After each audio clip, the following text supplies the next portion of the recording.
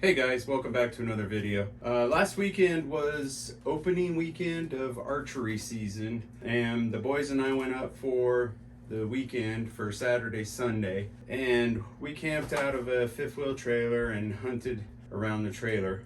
We did about, I think it was 5 miles, 8 miles from the trailer. We walked in 4 miles and walked back out 4 miles to get back to the trailer. And that was on Saturday. On Sunday, we did a 2.5 mile walk in and a 2 mile walk out. And when we did those, we realized that we're not going to get far enough into the trees to be able to hunt elk like we really want to. We want to be able to stay in the trees, chase them down, set up camp that night, be able to wake up and still keep going after the elk without having to return to the trailer, sleep, get up, and then you start off at the exact same spot that you left on. It gets tough because you can only hunt one area at a time.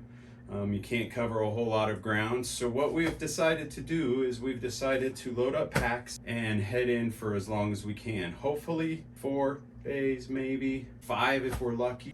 So I went out and got a new pack. I stuck with Mystery Ranch because for the last 2 years, I believe, I've been working with this pack, and it's a pop-up 38, I believe, made by Mystery Ranch. This is only a day pack. I've actually stuffed quite a bit of stuff in it, and I've even helped Dylan pack out elk with this pack, and it's a really good pack. I really think it's really comfortable. It fits me well. So I went and decided to go with the bigger pack, which I think this is a Beartooth, Mystery Ranch Beartooth 80. The Beartooth 80 is supposed to be 5,200 cubic inches, I believe. So this is what I went with. Hopefully it's going to be big enough. I don't know yet. Right now it's extremely full, and I still have a little bit more stuff to put in it. It has a hood with 2 pouches, plus it has a very big front pocket, which goes the whole length of the pack. It's adjustable for my torso. It fits around my belly really good. Seems to hold the weight really well. So let's get into it and see what I've actually got into this pack. Right now, on the outside of this pack, I have my bugle tube. I also have my 2 trekking poles. Last year, these came in really handy with Dylan's elk. Made it really easy going across side hills, up the hills. It really helped me out with these to have them along. Next, let's get into the top of this pack, where is right now I am keeping my knives and my saw for my for gutting and cleaning up the animals. In the front pocket, like I said, for now I'm gonna have to reorganize this whole thing. I had field wipes, and we're gonna have quite a few extra batteries that we're gonna be carrying along with us. With that kind of clears out this hood, which this hood actually has a lot of space in it. These two pockets have a lot of room in them to where I have to figure out how I'm gonna pack this bag. I'm gonna have to sit down and kind of play with it through the week. So let's move in. Like I said, the front pocket, there is a front pocket that runs the whole length of this pack, and it is this whole length, and it goes all the way over here to this side. So there's a lot of room in this pack. I'm just gonna have to learn how to pack it better. So that does it for the outside. Let's go on to the inside and see what we have. For right now, inside this pack, it's probably gonna change quite a bit because I'm not exactly sure what we're doing, how we're doing it, so things might change. But I like this pack because this pack has the ability to open all the way up. If I unzip the zipper all the way, it has this very open flap here, and it gives me perfect access to the inside of this pack. So right now I have extra clothing. I also have some long johns, just in case things get cold. I have a bulky jacket, kind of big. It's a lot lighter than my other heavy jacket that I have for archery elk. So this could actually go on the outside. There's a lot of other things that I could put on the outside of this pack that would be really nice. We're not sponsored by anybody. We've just gone through and picked products that we thought would be good for us, products that we think might be good because everybody else is talking about how good the food is, the freeze-dried food, the other products, people are talking about how good they are, tents, sleeping bags, things like that.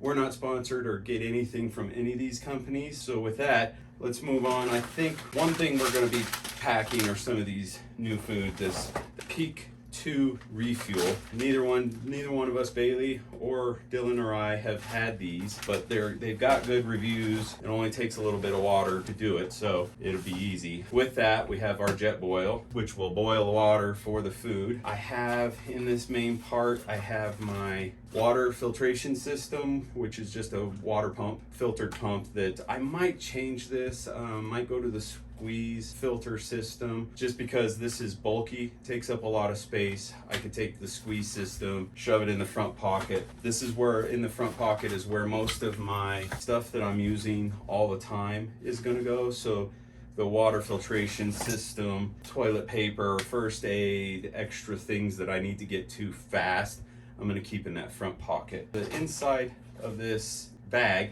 has these two compartments, which right now I've been keeping my game calls, which will probably go on the outside because it's something I'm constantly getting into.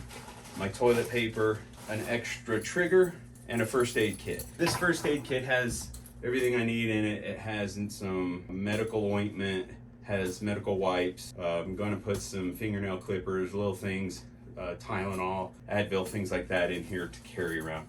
This would also probably go in the front pouch just so it's quick and easy access to it. In the bigger pouch, I just have, like I said, some of this stuff is not going to stay in these pouches. It's all going to get reorganized. So like this, I have a water straw just in case I don't want to use the filter and I just need a quick drink. I have rubber gloves, latex gloves for when I'm cleaning an animal. I'm not going to have an easy way to clean up, so if I have latex gloves, it'll help me keep cleaner. Fire starters and a couple extra balls in this pouch. And then I have my bigger pouch, which has my flashlight, my headlamp, some extra batteries, and some marking tape if I need it. That's on the lid of the bag. Now to go back to the main part of the bag where I have some paracord, which later on we'll show you. I have a tarp in here that we'll use the paracord to set up a makeshift tent for when it's raining, because I'm already limited on space and I don't want to carry rain gear around with me. So the tarp is going to act as two different things. It's going to give us shelter when it rains because we can set it up fairly quick. Plus it's going to give us shelter to put our bags and our boots and everything at night when we go to sleep. Also in this big pouch I have a tent. This might change next year. For this year, all of this stuff is just going to be kind of experimental. What we can use, what we don't need, what can be changed. But for right now, I think this is like a 2-pound tent. It has aluminum frame on it, a breakdown frame, and it's just a one-person tent. This may change next year. I don't know. We'll have to see how it works this year.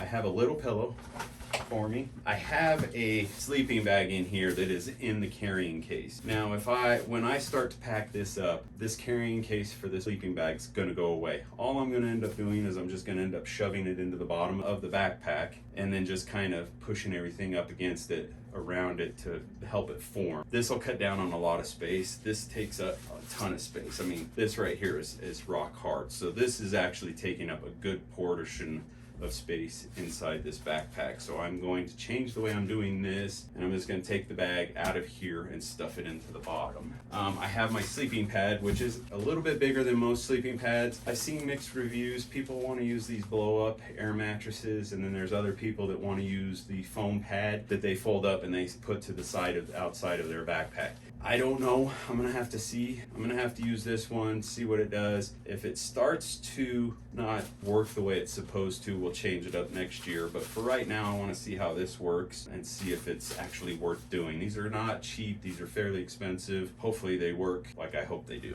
I also have an extra can for the jet boil. Then I have my game bags. My game bags they take up a little bit of space, so I'm gonna have to figure out how to pack these in a little bit better. But for right now, I'm gonna have to learn how to pack this pack to where it works the best. And then the final thing that's in this bag, other than there is a small little compartment up top here I gotta show you.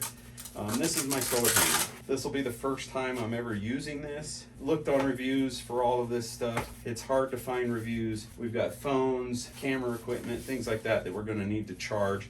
So having this is going to be nice. In this little bucket that I have up top here, I have my normal solar charger, which works wonders to keep my phone charged. During the day when we're taking lunch or whatever, if I'm sitting this out and I have my phone plugged into it, it does wonders charging it.